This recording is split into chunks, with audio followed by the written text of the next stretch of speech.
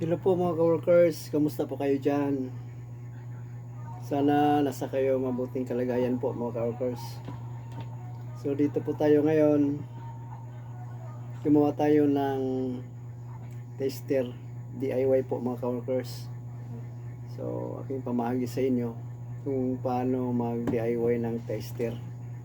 So yan, sa nakilala nito, ito yung box ng flashlight. So yan, so ito ating gagamitin yung box. Yan, isang tabi muna natin yung flashlight. Ito yung ating gagamitin mga coworkers. So, meron tayong bulb. Yan, meron tayong bulb mga coworkers. Ito yung ating gagamitin. Ito yung mga materials natin. Meron tayong soldering iron, tapos meron tayong splicer, tapos may Phillips screw tayo, at meron tayong knife cutter. Meron din tayong electrical tape.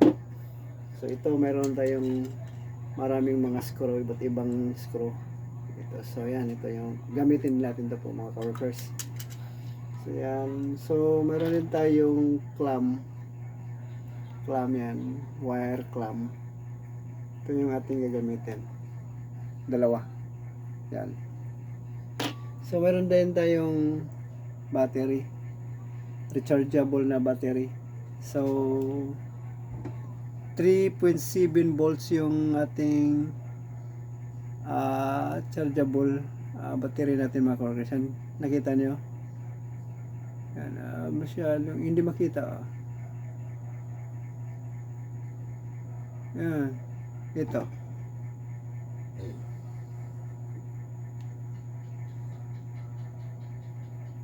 yan, 3.7 volts yan po mga coworkers. 3.7 volts yan, 3.7 volts yan. Tapos nakalagay na positive, negative, at saka may positive yan. 3.7 volts yan. Nabaliktad kasi yan. Paano ba yan? Yan, 3.7 volts yan. Tapos meron tayong wood screw, gagamitin din natin to. Meron tayong washer, dalawang washer. So dito natin yan ilagay ng washer sa positive at saka negative sa battery.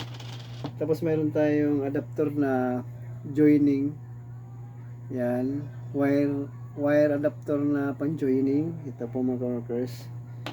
At meron din tayong cable tie. At saka siyempre meron tayong wire. Yan, meron tayong wire. Ang wire na ginagamit ko ay, ang tawag nito ay speaker wire po mga coworkers. Ito yung ginagamit ko kasi maliit kasi mga coworkers. So meron din tayong wire molding wire yan. Gamit rin to.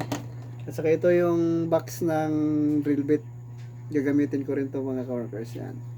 Kasi dito natin ipapasok yung ating battery. Yan.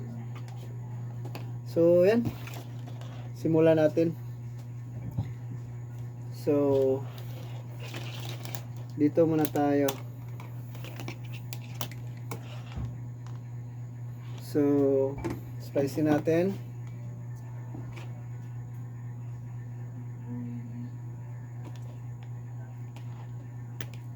Yan. Ito yung ginawa ko na DIY na tester. Ito yung iti-test natin yung wire, lalo na yung nasa mga terminal ng mga junction box po mga coworkers na walang mga marking, yung nakalimutan yung mga marking at tapos marami ng wire yung naipasok dyan sa junction box at saka walang marking. So naguguluhan tayo kung alin ba dyan yung dapat lagyan ng pag-install natin. So dapat meron tayong tester. So ito, ilagay natin to sa box. Yan. Papasok natin dito mga ka-workers. Yan. Dito. Ito yung dito natin ilagay yung battery po mga ka-workers. So yan. So ipasok natin dito yung ating battery. Yan. Yan. Pasok natin sa positive. Tapos meron tayong wire na maliit. Yan. Para ilagay natin sa washer. Ilagay natin sa washer. So sa hindi pa nakakaalam nito, sana makatulong po to sa inyo po mga ka-workers. Yan, DIY lang po. Kasi pag bumili tayo ng tester na bilihin natin ay mahal. So DIY natin mga ka-workers. Saan ba yung isa? So ito. Papasok din natin dito mga ka-workers. Yan, ito yung sa negative na battery. Yan. So dito natin ipasok po mga ka-workers. Yan. So yan. At itong dito sa dulo naman, dito natin ilagay yung clamp. Dito natin ilagay yung bulb. Sa bulb. Yan po.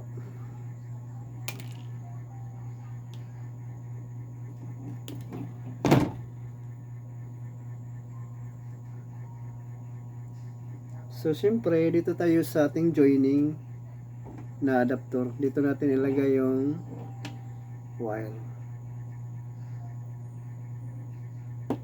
Yan. So gamit tayo ng Phillips screw.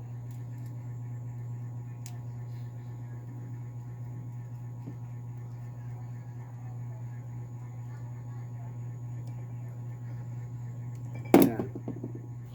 So ito naman yung bulb, tapos papasok natin dito yung bulb at saka butasan natin dito yung sa kanyang likuran para may pasok natin yung dalawang wire. So ayan. So ito yung ating gagamitin mga workers.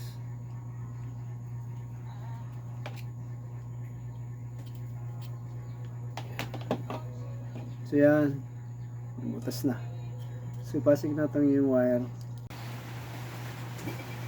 So ayan, napasok na natin yung wire po mga ka-workers. So atin nang ilagay dito sa ating joining na adapter. Ayan.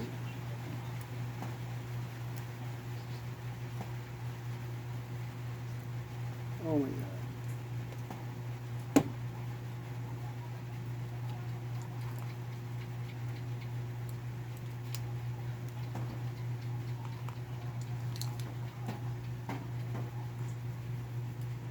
So ito naman sa kabila, sa kanyang positive, ilagay natin dito.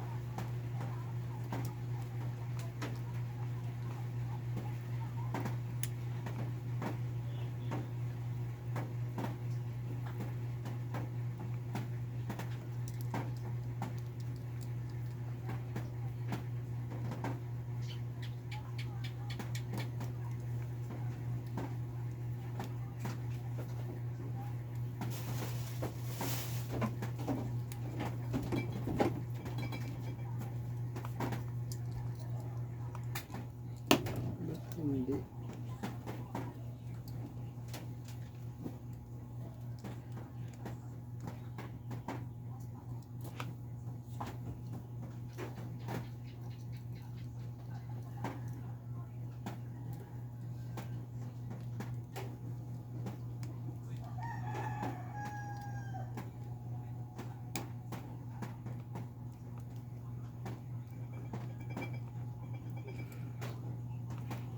So yan.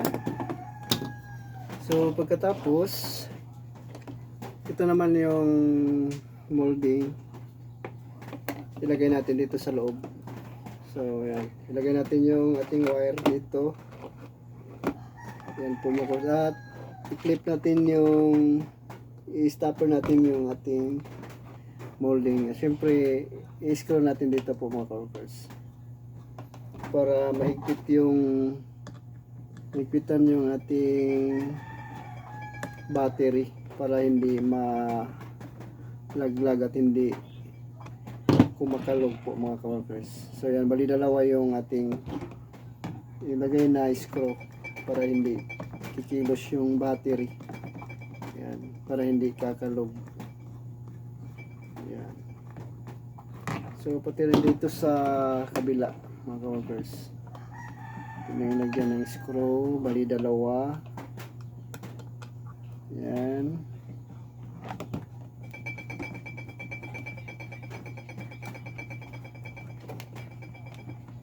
Yan.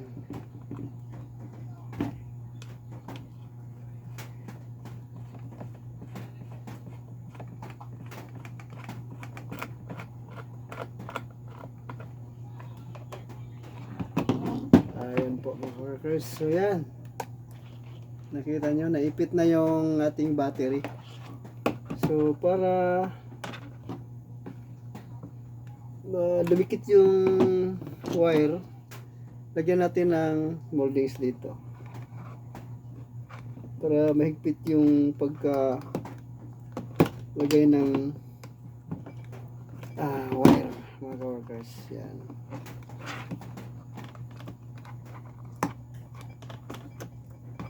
Oh, yan.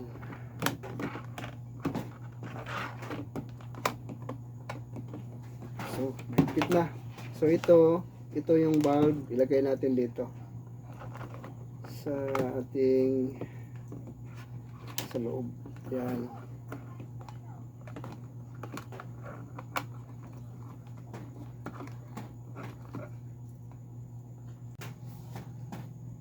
So, yan natin ang ikabit dito.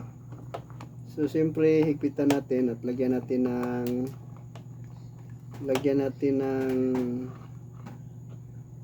yung cable tie mga ka-workers, ilagay natin dito.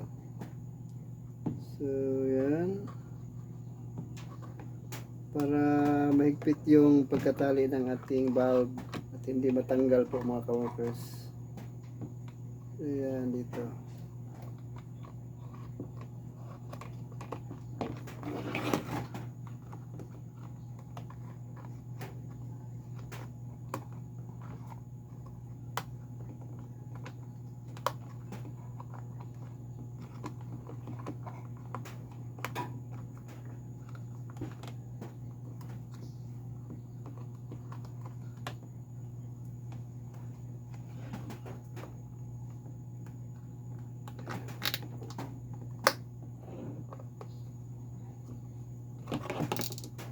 Higpitan natin.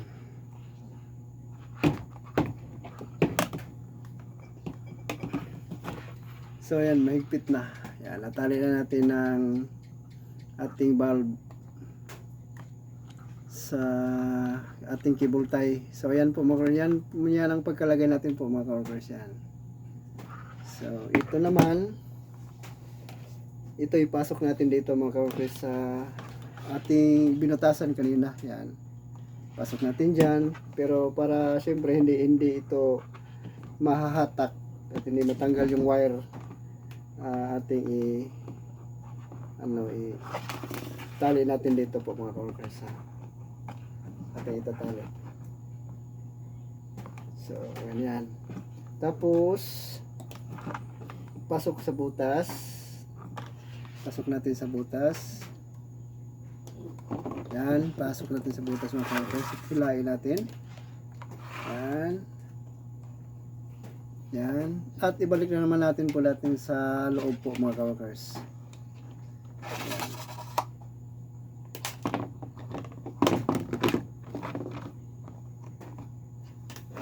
So, ganyan lang. Tapos, pati rin yung isa. Ating itali po mga ka-workers. Itali natin.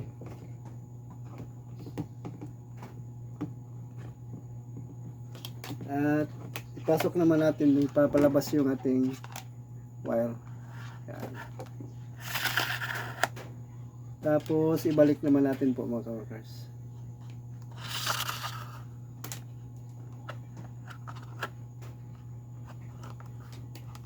So yan lang po mga workers. Ito naman yung lagyan natin ng clamp. Yan. So syempre dito tanggalin natin yung rubber at ipasok natin tong wire sa rubber. At pagkatapos yan, balatan natin. At ito yung wire at ipasok natin dito sa kanyang clamp. Yan po. Sana po makatulong po to sa inyo mga ka-workers, lalo na sa mga baguhan. Yan.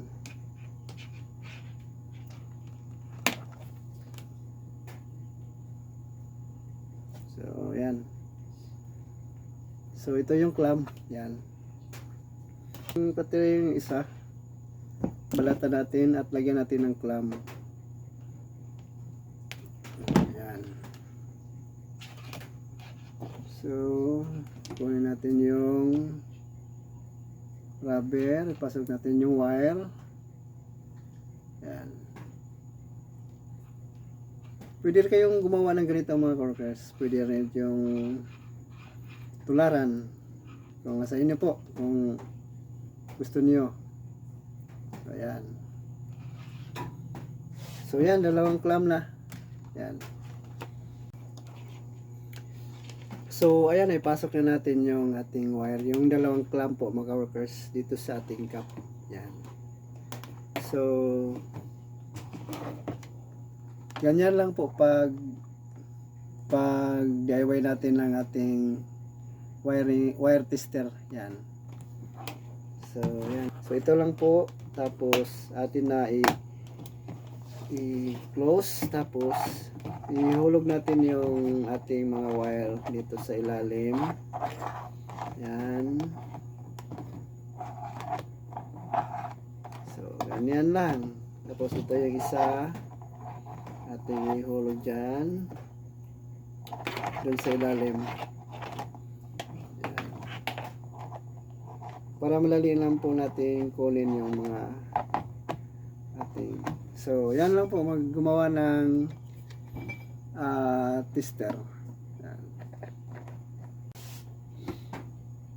So pagkatapos ating kunin natin to yung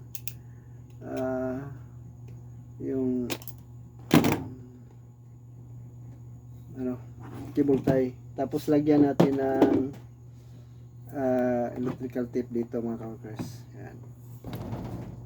Para hindi makita yung nasa loob. Yan. Yan po.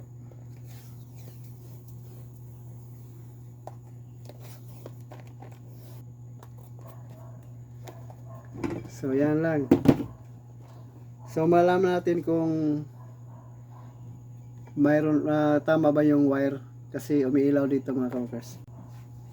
So ito yung mga ka-workers, yung maraming wire. So bali, for example, ito yung nasa junction box. Yan, at sa kabila namang terminal sa junction box. So walang mga marking dyan, walang mga marking. Yan, walang mga marking. So ating babalatan mga ka-workers. Yan. Yan. Babalatan natin. Balatan natin lahat. Tapos markingan natin. Markingan natin mga ka-workers. Yung isa hindi. Yung isa hindi. Yan. So ito. So atin nang hilain. Hatakin natin yung ating tester. Yan. So malaman natin kung mayroong kung tama yung wire. So ating i-clamp natin dito po mga ka-workers. Yan. So hanapin natin dito sa kabilang wire kung saan ba dito yung tamang wire, at saka lagyan natin ng marking. So ito, kung tama ba ito mga ka-workers. Malaman natin kung ito ba, tama ba ito. Yan. So yan, kita nyo yung umilaw mga ka-workers. Yan. Yan, umilaw. Yan o. Yan, nakita niyo mga ka-workers, umilaw. Yan. Yan, umilaw. Oh, yan. So, ito ang ating markingan. Yan, lagyan natin ng marking mga ka-workers. Yan. Para hindi tayo maguguluhan kung saan natin itatap yung ating wire. So, markingan natin. Yan. So, yan. Marking na. Tapos, yung kanina yung ating inipit kanina, yan. Markingan din natin ng magkaparehas na kulay ang ating inamarking ha. Tandaan natin. Yan. So, yan. So, hindi na tayo mahirapan pa. So, alam na natin kung saan yung wire natin dapat itatap mga ka-workers. Yan. Sigurado, iwas po short circuit at iwas sunog po. Yan. So, ito namang isa. Ating hanapin kung saan ba dito yung isang wire. So, dito. Ito sana tama to. So, yan. Ito yung wire ha. Yan. Ito, lagyan natin ng flashlight para makita nyo. Ito yung wire. So, tingnan natin kung umilaw ba yung ating, kung tama ba ito yung ating hinanap. O yan. Tama rin. So, ito naman yung ating markingan. So, tandaan po natin mga ka-workers, iba naman kulay yung ilagay natin. Yan. Para hindi tayo maguluhan at madali lang natin hanapin yung ating kailangan natin itap na wire. Yan. So, ganyan lang. Basta mag-marking, i-color coding lang po mga ka-workers para hindi tayo malito. Yan. Ito yung hinanap natin, yung hindi color coding, yung magkaparehas lang yung kulay ng wire. So, wala pang marking. So, yan ang ating hinahanap na wire. So, isa naman, markingan din natin ng pula yung ating nilagay kanina. So, pula din natin i-marking dito. Ayan.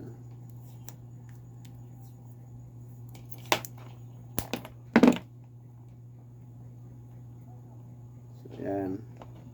So, mayroon pang dalawa. So, hanapin natin yung isa kung saan ba dito yung ating tamang wire. Ayan. So, dito tayo.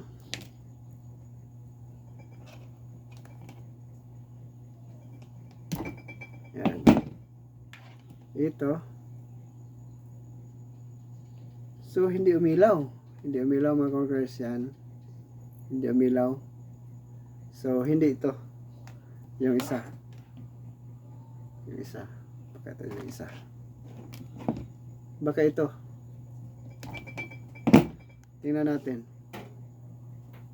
So, ito. Ito yung tamang wire. So, yan. Yan. So, ito yung markingan natin mga ka-workers. Yan. Dapat meron kayong iba't ibang kulay na electrical tape. So, ang gawin natin dito, dalawa yung tape natin ilagay. Blue at saka red. Yan. Yan. Blue at saka red. Yan. So, madali lang natin tandaan po mga ka-workers. Yan. Madali lang natin hanapin yung wire ang itatap natin. So, yan.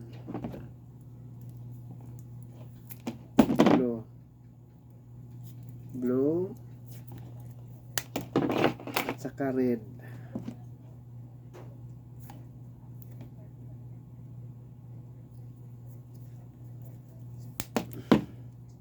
So yan, yung isa na lang yung naiwan. So hindi natin lagyan ng marking kasi alam naman natin yung walang marking. Yan. Alam naman natin yun. So ito lang po mga ka-workers. Yan. Yan po mga ka-workers, sana mayroon kayong natutunan at don't forget to share, like, and comment sa ating channel po mga ka-workers. Ingat po kayo and thank you for watching. God bless us all.